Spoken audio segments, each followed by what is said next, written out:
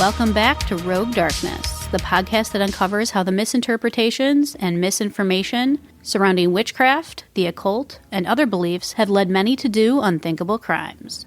From ritualistic killings and the demons that live in all of us, to exploration of the macabre and diving deep into the unknown. Let's explore the darkness of mankind, one crime at a time. I'm your host of the grim and gruesome, Raven. Let's go rogue and get right into today's chilling crime. The still unsolved case of the Atlas Vampire. So let's go back to the very beginning, to the year of 1932. On May 4th, 1932, Stockholm police discovered the corpse of a 32-year-old prostitute named Lilly Lindeström. Lilly was viewed by many men back in the day as something special, and rather than her walking the streets at night in search of clientele, Lilly was considered a call girl back then, whose clients would contact her in order to schedule sexual encounters at her apartment. At the time of her death, Lilly had lived in the Atlas neighborhood of Stockholm, Sweden, part of what today is known as Vasastan. When police detectives entered Lilly's apartment, there they found her dead and the reported victim of blunt force trauma to the head. The most disturbing discovery at the crime scene, though, was the fact that the investigators had found saliva on Lilly's neck and body, as well as a blood-stained gravy ladle. This left a lot of loose ends and unanswered questions. The unknown killer soon coined the name the Atlas Vampire due to the detectives who first responded to the scene.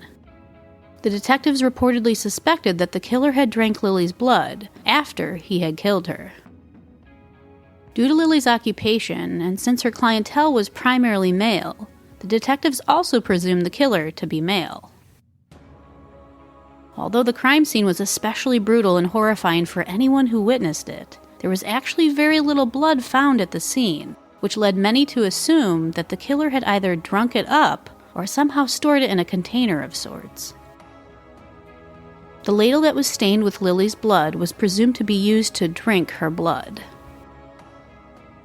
Upon receiving this grim information, the Swedish press in Stockholm took the vampire idea and created the Atlas Vampire as a result. Due to the time frame that the crime took place, as well as a lack of physical evidence to go off of, the Atlas Vampire case has been cold and unsolved to this day. It was reported that the last person to see Lilly alive prior to her brutal slaying was her neighbor, a 35-year-old prostitute named Minnie Jansen. Minnie reportedly told the police that Lilly had stopped by her apartment a few days before the murder in order to get some condoms. Minnie told the authorities that it was common for Lilly to come to her door fully nude, oftentimes, and ask for condoms. As they were both in the same line of work, this definitely seems like a plausible situation. After not seeing Lilly the next morning, Minnie reportedly grew worried, and then when there was still no word from Lilly, Minnie decided to call the Stockholm police. So now going back to the actual crime scene itself.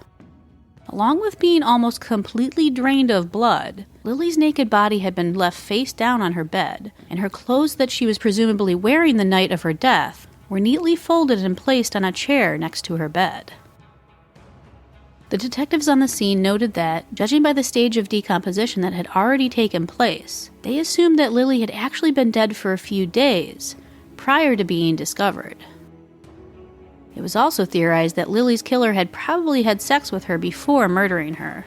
This was assumed because the detectives had reportedly found a used condom hanging from Lilly's anus.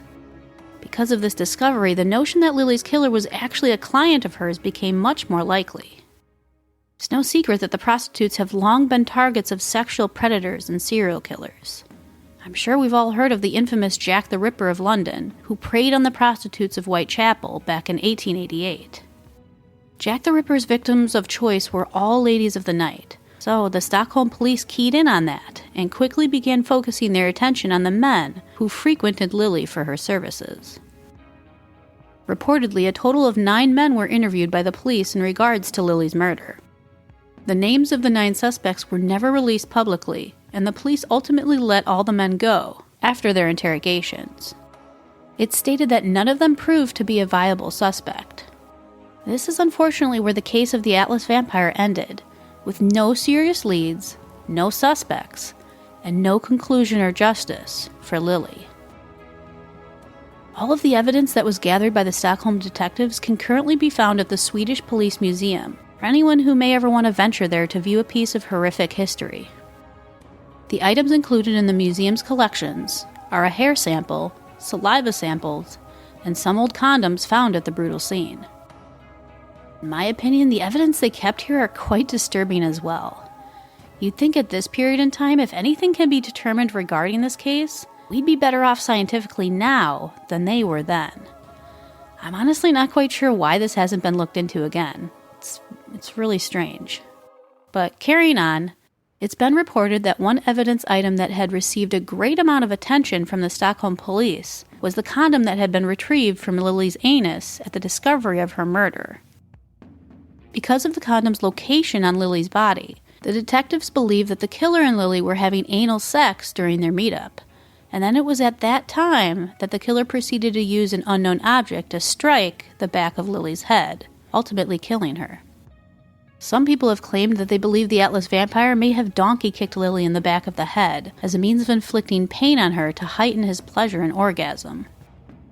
This theory could mean that the Atlas vampire was more inclined to kill Lilly out of pure lust or a potential sexual perversion.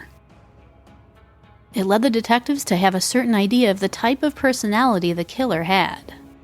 Another telling personality trait of the Atlas vampire that detectives found unique was how clean he had left Lilly's apartment after murdering her. Despite hitting her in the head multiple times, the killer ultimately left very little blood evidence behind, and appeared to have even folded Lilly's clothes, as mentioned earlier. This has led some to speculate that the killer could have potentially had OCD and liked everything to have its place. Since the case is such a strange one with so many loose ends, there's many theories surrounding the killer and who the killer could have been. According to an article by listverse.com titled 10 Disturbing Facts of the Atlas Vampire, author Benjamin Weldon states that one of the most popular theories regarding the Atlas vampire case is the idea that a police officer could have been the one who had killed Lilly.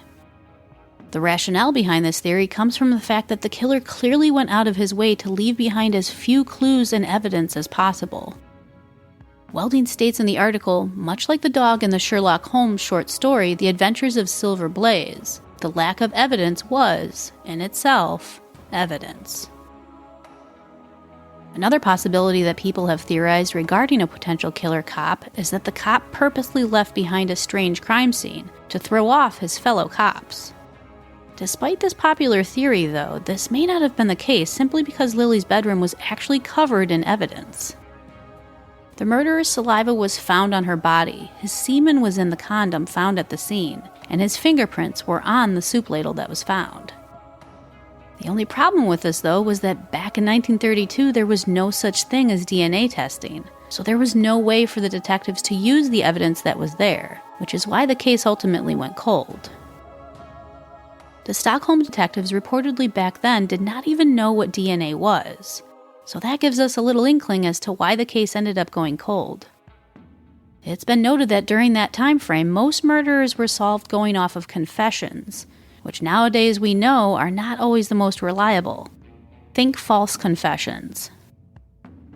The most extreme and least likely theory revolving around the Atlas vampire is the idea that Lilly's killer was actually a real-life vampire. The real vampire theory comes from two aspects of the case. One was the killer's presumably supernatural ability to avoid police custody.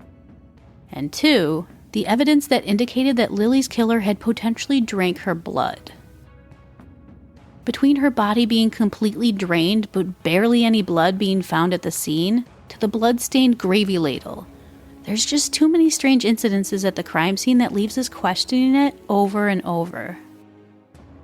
It's been reported that some of the officers at the scene had claimed that the soup ladle contained Lilly's blood, but then also said that there was no conclusive proof that the killer had sipped from that ladle. It was purely an assumption. On the other hand, the fact that the crime scene lacked much blood was extremely strange and off-putting, especially since her body, as mentioned, was practically drained of blood. Where did all of Lilly's blood go? This is why so many question it and wonder that maybe it was a real vampire. the mystery still stands to this day. So that was the eerie and still unsolved case of the Atlas vampire.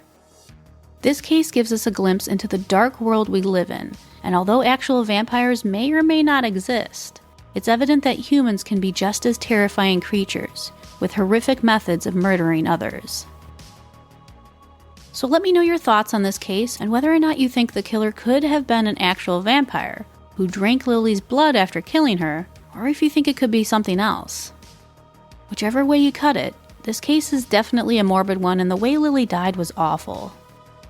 Despite what somebody's line of work is or how society views them, no one deserves such an awful fate. With that said, feel free to contact me with any questions or suggestions at roguedarknesspod@gmail.com. You can also DM me on Instagram at rogue_darkness. I'd love to hear your thoughts on cases I've covered, as well as hear any suggestions you may have for future ones. All links to the articles referenced in this episode, as well as any past episodes, including my socials and contact information, are all down below for your reference.